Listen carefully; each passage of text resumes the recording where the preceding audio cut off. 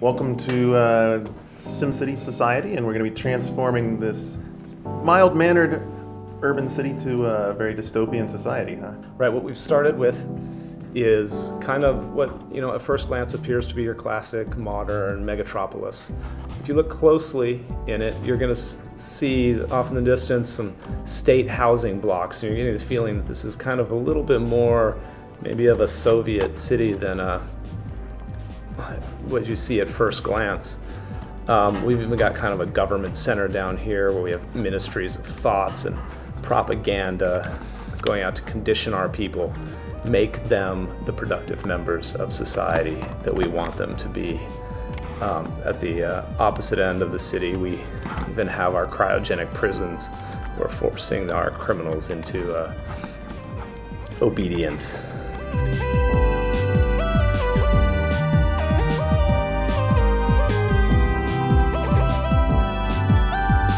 What we've developed here is a society where the goal is not to make people happy, but it's rather to make them work. So criminals are unhappy people. So we're going to rehabilitate them and force them into contentment. The secret police are going to come and drag them out into the workplaces, take them to the cryogenic prisons, freeze them for a while until they're ready to go back into the city and be productive members.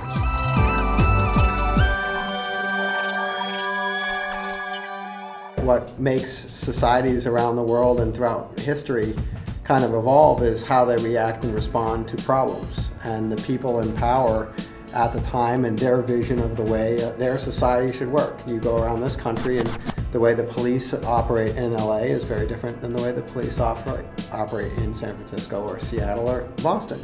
And that kind of represents a social energy right there.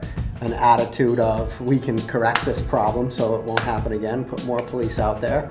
Criminals, you're going to spend some time in rehabilitation, and to the point where you realize, well, I might as well just, go to work. But maybe you want to build something a little bit more peaceful, in which case you'd stay away from these types of buildings and build something using creativity or even devotion, and create a society that's not as productive, but doesn't spend its life being reconditioned by the government.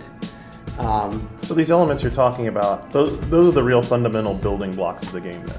The real fundamental building blocks are societal energies and a very sensible interaction that allows the whole system to function, which is the role of homes where your Sims live in and where you get your Sims from, workplaces where they're going to go and produce simoleons for you, and also take the social energy and convert it into something. For example, a gulag consumes obedience, and a gulag is a place that can round up 20 Sims and condition them. So workplaces may enable the gulag to function.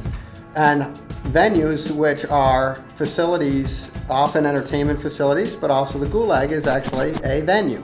Venues are the places you put down so that your workers will continue to go to work the next day. The basic social energies are power, wealth, knowledge, creativity, devotion, and obedience. And basically, they form a matrix that defines your society. So that you might say that the modern New York society is very much focused on wealth. Clearly Wall Street. Yeah, exactly, and has a lot of probably a lot of power as well going on. It's an industrial megalopolis. It might also have some creativity. I mean, you get a lot of museums in New York, places like that, and you have a lot of obedience in terms of a pretty strong police force. Right. You even have universities providing some knowledge. So kind of the modern city is in a lot of ways a very balanced city of different social energies going on. And then you can take that down and like what we were building up with the Orwellian police state. which is a society that's very modern in a lot of ways, but we've forgone those museums, we've forgone the movie theaters. Instead, we are all about law enforcement. We're all about forcing the people to work, getting rid of the creativity and the artists in our society. We don't want anyone messing with what we tell them to believe in. We can really play social engineer here. Exactly. I could have built a city up where when my people started getting unhappy, instead of beating them down and forcing them to go to the work, I could have provided them with movie theaters. I could have provided them with more shopping malls so they could go buy some big screen TVs and take them home and watch them at night, making them happier and more willing to go back to work in the morning. A lot of the buildings that you put down based on the social energies will spawn what we call special Sims. And these are agents that walk around your city and influence the Sims that are living and working in your city. So if you were to put down a drama school, which is a workplace, mimes may come out and street performers and entertain people who pass by, making them happy. It so happens in Orwellian society, the men in black and the secret police will round up your artists and get them off the street. So you can have social conflict. In order for the cities to really feel different and to play different and to look different, there has to be something more than just labels. And a lot of the societies, such as the Well Society, has workplaces that the Sims have to go to work every day of the week.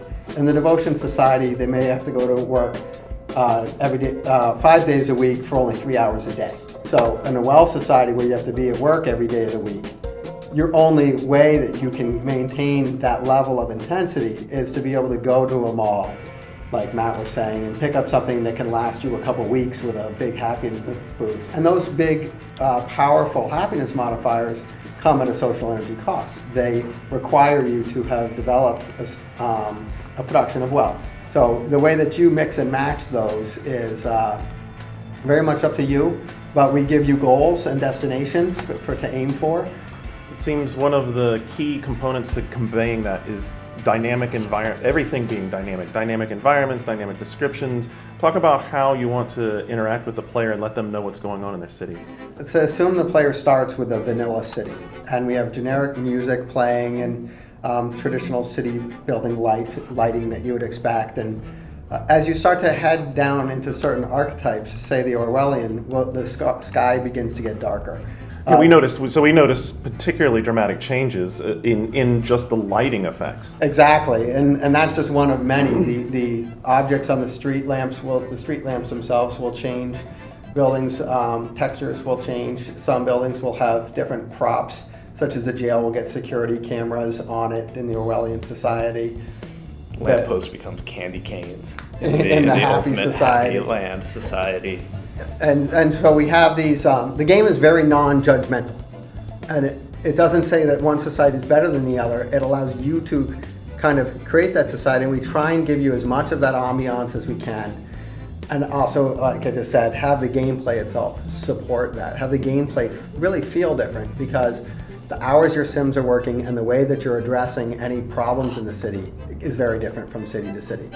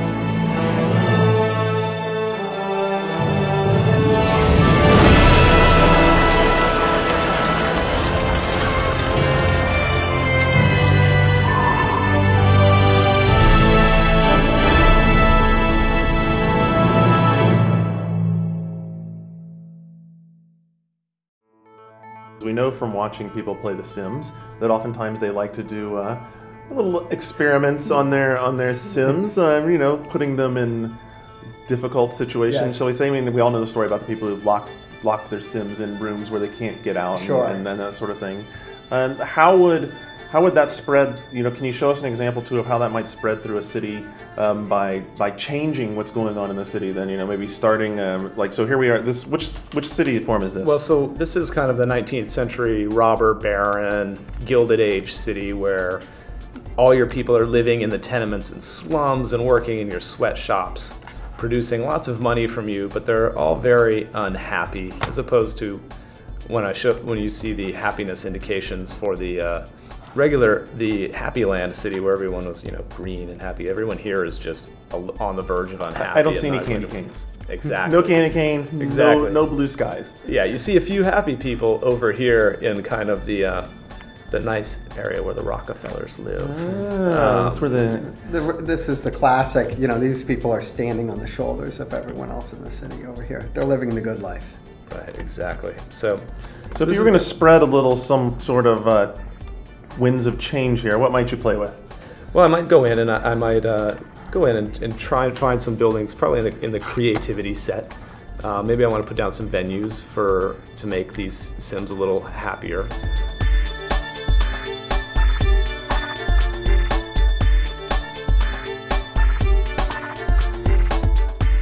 Because I've played through kind of the Happy Land previously, instead of just producing steel mills, I'm going to put down chocolate factories now for my Sims. So, Willy Wonka approves. Exactly.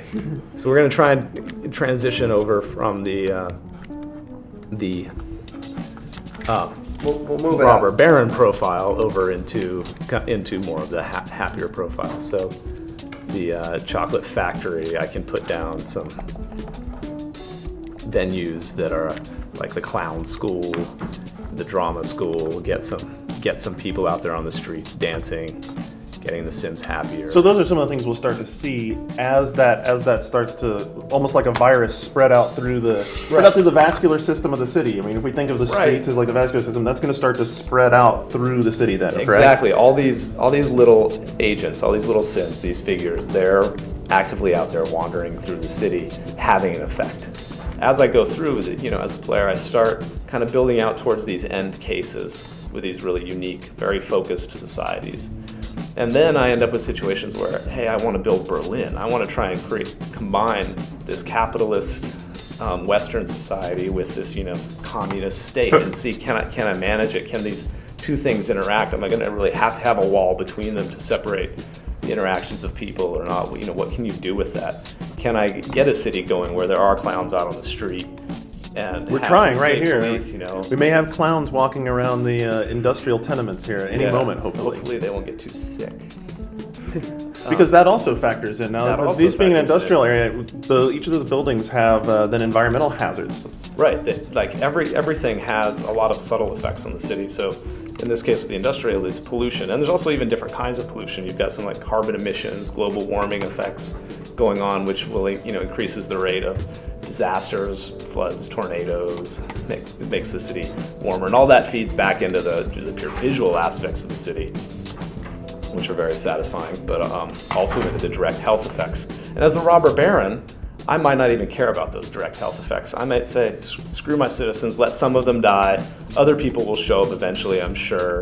It doesn't really matter to me, as long as I'm getting my money and they're working hard enough. We're having some effect on this robber baron land. We're stamping out your evil ways. It's getting a little nice, bright, and happy, but it's also a little polluted too. So I will point out that for the purpose of this demo, it's worth noting that the effects will be far more subtle. Right, we've exaggerated the transitions to show them off. So this would be, I noticed the name of it is Lollipop, so this is the Happy Town. This is a happy place. Right. Which, one of the things I thought was very interesting and you pointed out to us is this, although it looks quite large, it only has 74 inhabitants in it. Right, and that's a choice that as the player, you know, I'm making. I can make this huge sprawling city, but if there's only 2 people living in each little garden that's covering several acres, my population may not be that high. But I may be generating huge amounts of creativity or devotion, and that that in and of itself is a different kind of goal and will lead me into very different places. It visually can be just as impressive, and the city and the intricacies of the city and what's going on with them are just as dynamic as in the big sprawling megalopolis, but I'm going to have 1/10 the number of people. I'm kind of building, to some extent, you might be saying building a green city. I'm not relying on industry and power. But on the other hand, I could build a green city that relies on wind farms and has tons of electricity and power, but isn't polluted. And maybe in that city, I'm putting down the most advanced hospitals and genetics labs and improving the health of my citizens to the level where they're all immortal and super happy. And I'm driving down kind of the ultra tech version of the city, which then may end up again with these huge towers, but they're very spread out and could end up with a low population or a high, or maybe everyone's sent their personalities into the computers.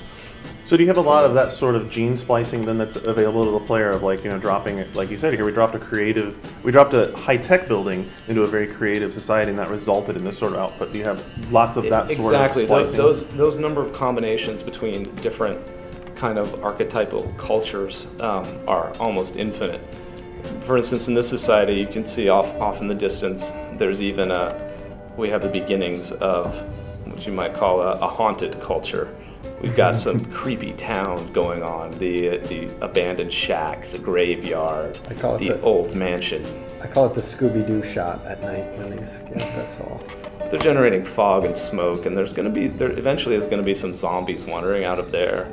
If he wants to cause the zombie apocalypse, enough buildings, you can do that, and then your citizens are only going to go to work at night. Lots of options. Infinite options and combinations. And it's the kind of thing that is just, it's a lot of fun to develop on. Often you're involved in a game where, it's particularly a city building game, where you really want to do something, but you're restricted. You just can't, if you do that, there's 12 gears that are going to fall apart and you can't do it. And this, it's really kind of like, okay, hey, we got a good idea for a new interaction, let's do it. And so it's fun, and we've got just a whole big bucket of things that we'd like to get in there and continue to do it, and depending on how people play and which societies they tend to go for and how much conflict they want, or how much they want that to really push back, should criminals burn down buildings and all of these types of things. It's really making for a very rewarding product to work on, as well as players to work. Well, I know after playing with it and watching this demo that I'm not going to be the only person who's looking forward to seeing what kind of evil combinations and maybe nice combinations I can come up with to twist and mold society. Absolutely. Thanks for the demo, guys. We appreciate it. Our pleasure, Ralph.